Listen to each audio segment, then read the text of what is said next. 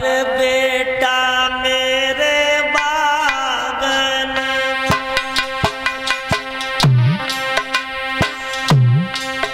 तुम जाइयो रे लाला मेरे बागन तुम जाइयो रे लइयो तोड़ी की हो बेटा मेरे बागन को तुम जाइयो रे लाला मेरे बागन को तुम जाइयो रे लइयो तोड़ी की हो अरे लइयो तोड़ के फूल कुमर बागन और जो कहूँ होई अबेर गैल में बेटा मत खिलइयो तू सुन ले मेरी बानी और पूजा खंडित होई के कही रही तारा रानी बेटा मेरे बागन को तुम जाइयो रे लाला मेरे बागन को तुम जाइयो रे लइयो तोड़ी की हो अरे लई तो छपरिया है तुम्हारा ने लई तो छपरिया है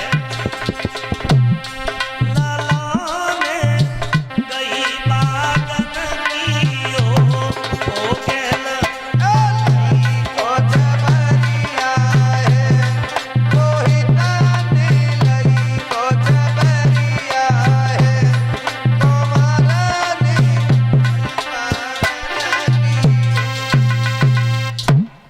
बगिया के लिए बेटा भेज दिया फूल दे आके बेटा फूल तोड़ के लाना सो रोहितास छोटा था छपरिया लेके जैसे ही चला तो विश्वामित्र को मालूम पड़ गया कि आज 11 वर्ष का बेटा रोहित अकेला जा रहा है तो कमंडल से जल लिया और मंत्र पढ़कर के सर्प देवता को तैयार किया कहा कि नाग देवता तैयार हो जाओ जाकर के बगिया में छिप करके बैठ जाओ एक बच्चा आएगा और वो बच्चा जीवित नहीं लौटे उसे डस देना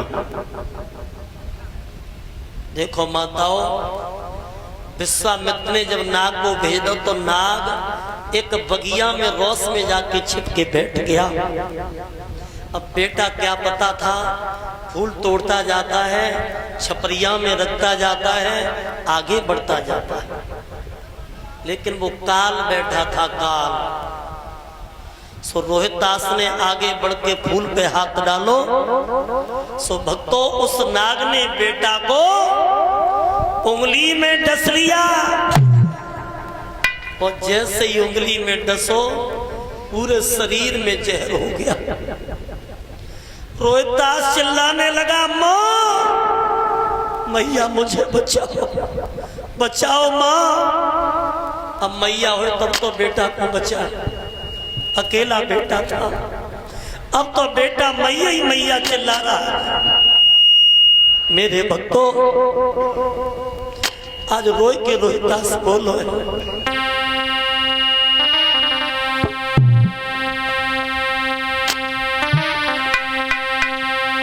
आज पड़ती जेठ की धूप मुसीबत मैया ने झेली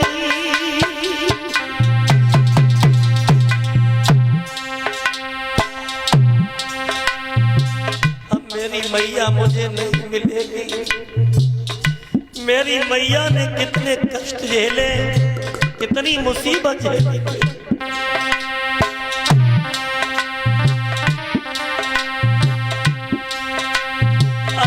मुसीबत मैया ने झेली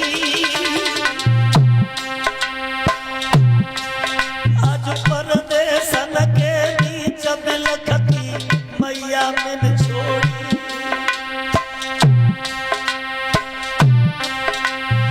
अरे मात मेरी मोती जाग गिरे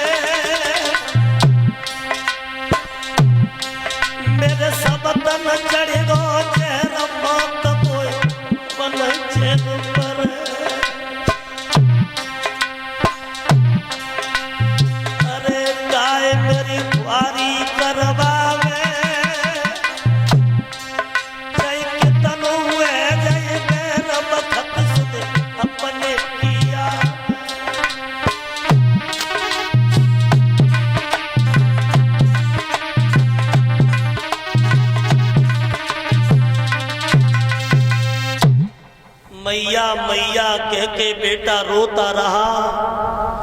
कोई नहीं था लोगों बचाने वाला। आज मैया मैया कह के बेटा ने प्राण छोड़ दिए। लेकिन कपटी विश्वामित्र ने जाकर के वो काशी में आवाज लगा दी, काशी के लोगों कहो मैया को सुंदर बेटा है, बहुत सुंदर है।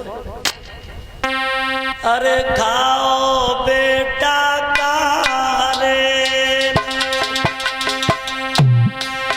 काऊ को रे, खाओ बेटा का रे काऊ को रे, चेर रहो तन हो।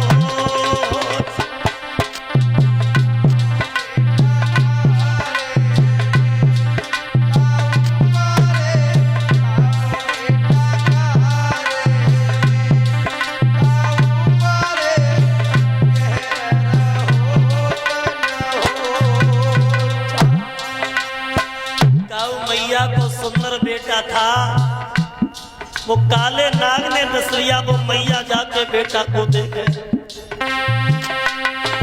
अरे देर रहो तन जाए धरन पे लोटत डोले, और बहुत कई आवाज कुमर जी मुख पे नहीं हो बोले।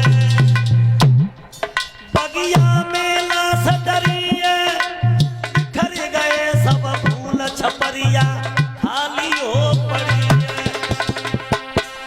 अरे खाओ बेटा का रे काऊ को रे, खाओ बेटा का रे काऊ को रे, रहो तब मैया को सुंदर बेटा बगिया में गया। उसे नाग ने डस लिया। वो मैया अपने बेटा को जाकर के देखे, काऊ को लला नहीं गौ हतो, तारा कोई बेटा गौ हतो। कानों में आवाज पड़ी कि मेरो बेटा बाग में नाग ने डस लो। सो ब्राह्मणी के जाके पाए पकड़ ले, माँ मेरो लला रोहितास बगिया में भेजो है, मेरे बेटा को नाग ने डस लो है।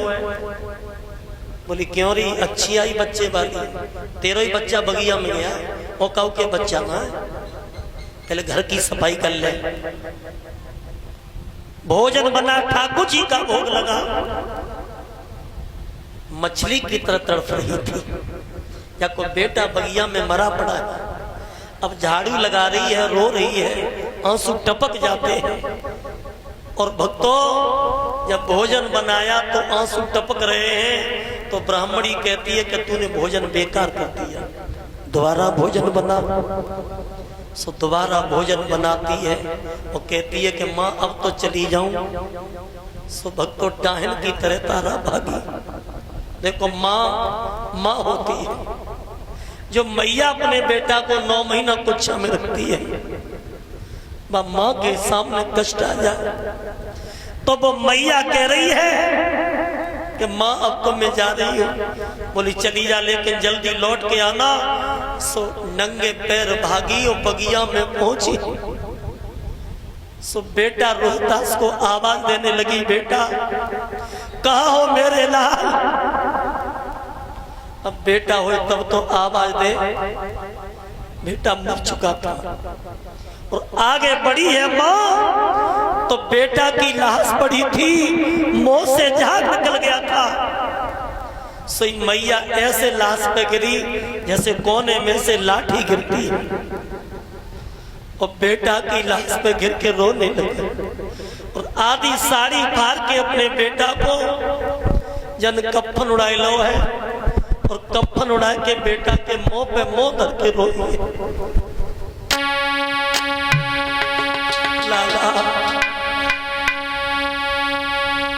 मेरी मुट्ठी राखा कराए जाते ओ निरदयी कन्हैया।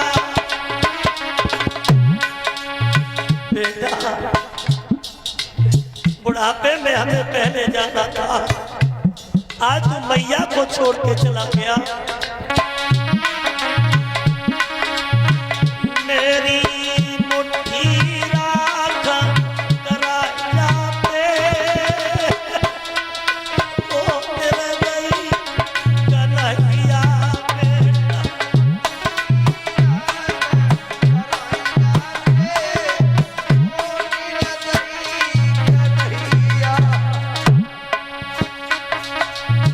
बीच धार में लला कोई छोड़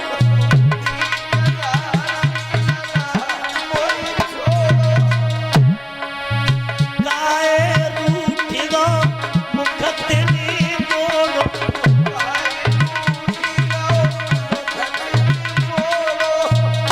मेरे लाला के बटन नैया पार लगा जाते ओ निरवई कन्हैया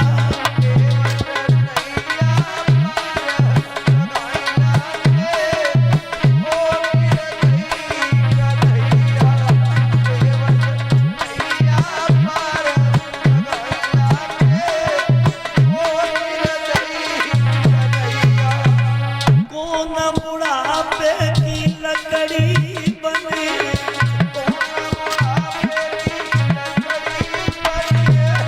तुम बिनया सब कौन पे करिए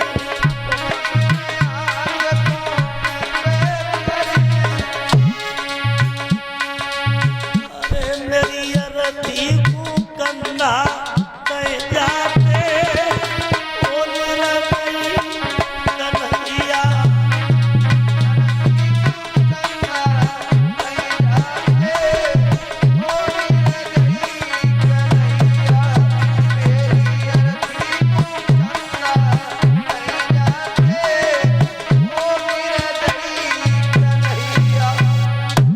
बेटा की लाश में कफन डाल दो मैया रोने लगी है तो बाका माली आ जाता है और बाका माली आकर के कहने लगा बहन इसकी लाश पट जाएगी यहाँ से ले जा तो भक्तों बेटा की लाश लेके वो तारा आधी रात का समय था रोती हुई पुत्र की लाश को लेकर बाई मरघट में पहुंची जा मरघट में हरिश्चंद्र का पहरा था सो बेटा की लाश तो रख ली और लाशें जल रही थी सो उन्हीं में से एक एक लकड़ी निकाल के वो अपने लला की चिता बना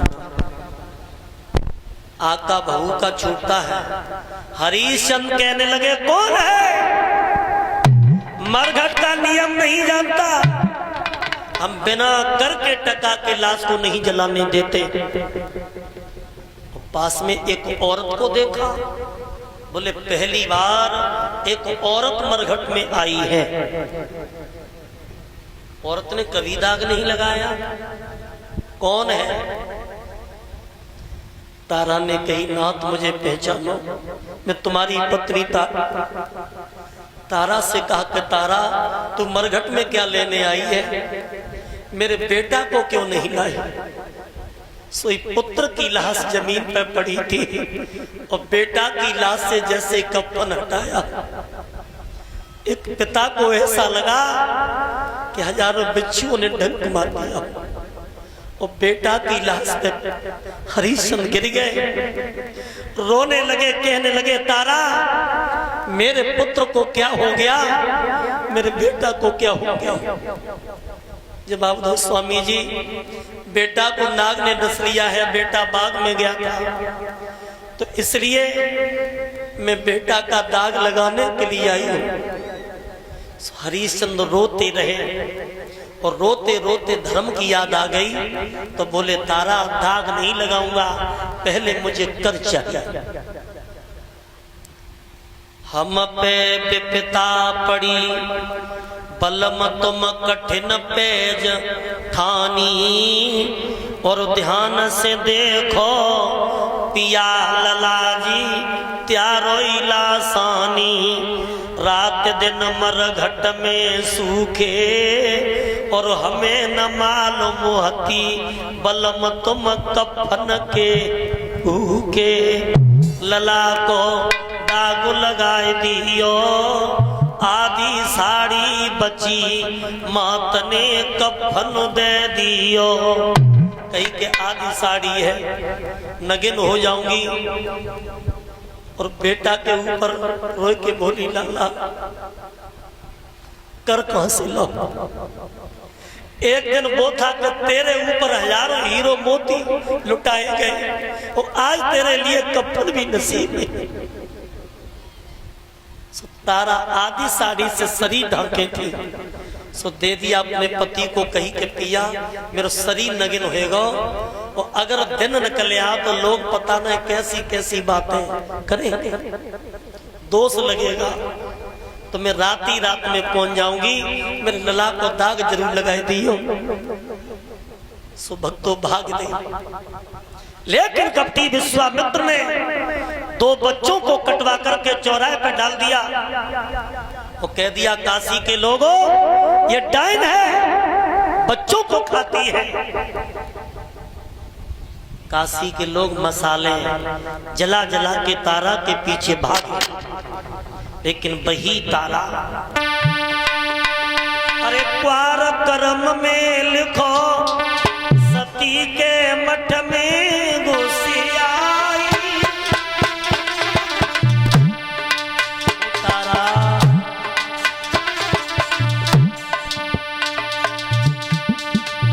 अरे सती के मठ में घुसी आई। अरे सुख की आई रही, नींद सोई रही, पर की डका।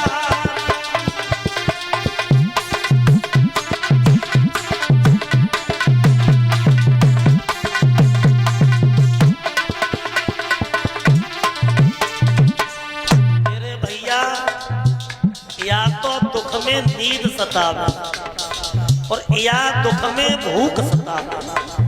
रानी तारा को नींद सता रही है।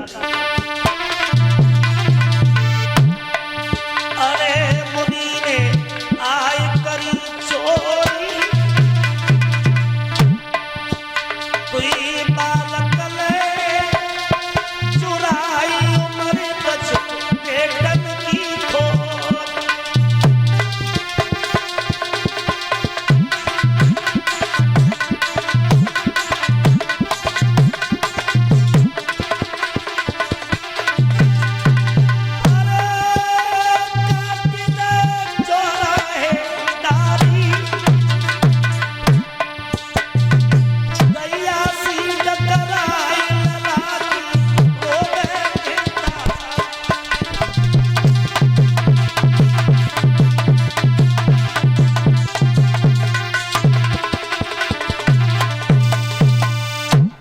दुर्गे के मंदिर में तारा गिर गई। काशी के लोगों ने मंदिर को घेर लिया, लेकिन कोई मंदिर के अंदर नहीं घुसा।